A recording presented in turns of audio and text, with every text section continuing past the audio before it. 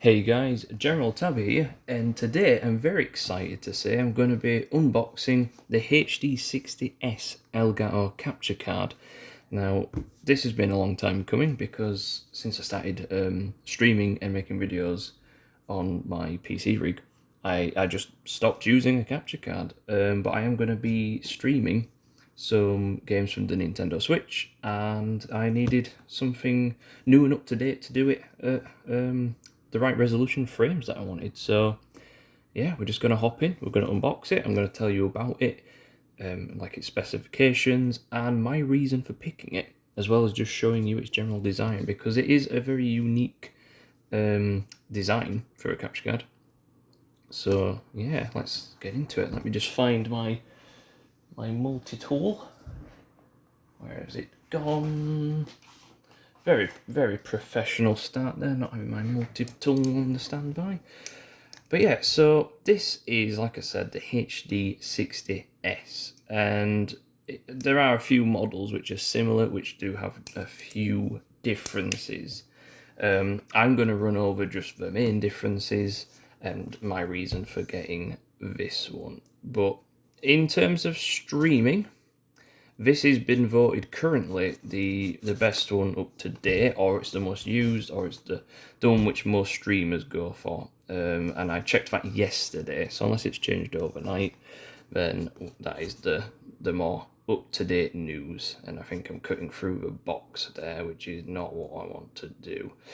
It's a bit tricky trying to do this while still making sure I'm not obstructing the view for you guys. But anyway, let's have a little peek inside. So I always like the boxes from Elgato. The very nice boxes, what they come in the packaging, and I like the simplicity of it, to be fair. So I'm looking forward to seeing the design of this capture card. It does have LED lights on as well, so when you plug it in, it will show that. If you follow me on Twitter or even on Instagram, I will be showing this when it's on and working. So feel free to drop me a follow on there so you guys get a look. I'm going to just cover my keyboard a little bit with the box for a second. I'm sure no one minds. And oh, here we are. So size-wise, already, it is, it's not massive. It's quite a nice size. Let me just try and get it out. And the weight of it, it is very light. That is actually lighter than I thought it would be. But with it being quite a reasonable size as well in terms of setup, and I have quite a minimalist setup in terms of, like I have two monitors that are free, and I try and keep everything very close knit, so everything's in reach. So I'm actually changing myself again today just for this. So anyway, here we are, guys. Let me just make sure it's all in focus for you. So here we are, HD60S. So super quick rundown. Your HDMI cable from your console would go into here, and then you put another HDMI cable here going into your monitor or your TV screen. And then the USB-C goes in here, and the other end goes into your PC, and then that's what enables you to capture from it. Now, in terms of specifications, the HD60 it will capture in 1080p HD at 60 frames. It will capture in that, and it will have a pass-through of the same. That is what it will run at. As in the monitor on the other end will pick up in HD 60 maximum. There is no 4K setting for this device. And that's all it means. But if we're going to be using this for streaming, which I will be, this is very ideal because I can't stream in 4K. And that's what it came down to for me. Also, the monitor I use when I'm doing my streaming and stuff like that, it's not a 4K monitor, so I had no purpose for getting the 4K edition. It's only a £30 price difference, but I just really wouldn't be using it, and you need a different program to run it. So that's the main difference, the pass-through. And like I said, the program you need to run it's a slightly different one, free from the Elgato website. So you're not paying any extra, you're just using a different program. I'm going to be using this through OBS though, and this is perfectly tuned to run on that, so as long as you're not running the Elgato's own program in the background. And that is the main difference. So in terms of build, like I said, very light. this is the LED strip, and it's very simple in terms of how it's set out. But yeah, so this isn't a capture card that allows you to record onto, let's say, a micro SD or an SD card or a USB. This isn't one of them capture cards. I'm just putting that out there because I know there are capture cards like that, because I've used many of them like that before. This isn't one of them. This is for directly hooking up to a PC and allowing you to capture or record through that. Like I said, the software that comes with it, it is free, and it allows you to do stuff anyway.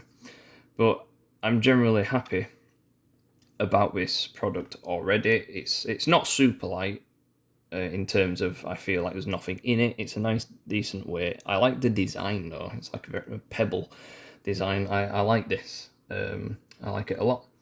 And let's see what else we get in the box. I'll just put a little fellow there. As you can see, I have a thing for going for quite small-sized products, as you can see with my Stream Deck Mini. I like my setup to be, nice and compact. I want to fit in as much as I can, really, to it. And let's just have a look. So you've got... I never really read these. I probably should, but I mainly just read the box. And it just tells you what I've said about downloading from their website. The software... I'm not going to be using their software, but it might be worth having a look at. They've actually supplied a HDMI cable with it, which I was not expecting. I was expecting this. This is a USB-C. So with it being a USB-C port, this is what will enable it to capture footage with low latency, which is extremely important, because if you're wanting to watch it using the same screen, instead of two different screens, it means you're not going to be behind on your gameplay, and you can just run it on the one screen if you really wanted to. You could play it whilst it's recording and streaming. Obviously, it's more ideal to have the two separate screens, but with low latency, it is a massive help. And USB-C will enable that because it's a faster speed than your normal like 2.0 USBs. So that is the difference. So that's really good that they've supplied one of these, but I'm extra happy that they have supplied a brand new HDMI cable. This means I don't have to fiddle around with taking all my console ones out of my console setup, which is behind me. Like I said, if you guys have me on Instagram, you've probably seen it. And there's a lot of wires, and it's a lot of work. I don't really want to be adjusting any of that. So this is real nice that they've added that. So in terms of value for money, the fact that they've supplied the additional HDMI, I'm very happy with that. And in terms of price, that's what comes to next. And we also got a nice sticker. I might put that somewhere. I don't know where I'm going to put all these stickers, because I get them like every time I buy a new product for the stream. I'm going to have to put them somewhere at some point, and I just haven't so far. But let's have a little gander in there. So I don't think there is anything else in the box, because I don't think there needs to be. Like, no, that is actually quite solid to put there for a reason. That is what we're meant to get in the box. So, so we're just checking the back, and yeah, so nice surprise. Like, I'm glad. So it is compatible with a Mac. And here it lists consoles as well, so you definitely know it's going to work with a Switch, both Xbox Ones, both PS4s. It is going to work with them. Compatible with Windows 10, so make sure you're running Windows 10. It is possible to use this on Mac, although I have heard of some problems people have been using where they've needed to download add-ons and stuff like that, and there's been a delay. So I have heard of problems with the Mac. I don't know if that's been fixed, but I'm running on Windows. So yeah, you've got your minimal requirements here, and obviously you can find online. You don't have to just refer to this. But yeah, this is going to make the quality of my Nintendo Switch streams improve, and I can't wait to try it. So head over to General Tabby on Twitch if you do want to see how this is going to look. So guys, that's pretty much the gist of it all covered. I've shown you how it looks, give you an idea of the size, what comes in the box and its specifications, and my reason for picking it. So that pretty much brings us to the end of this video.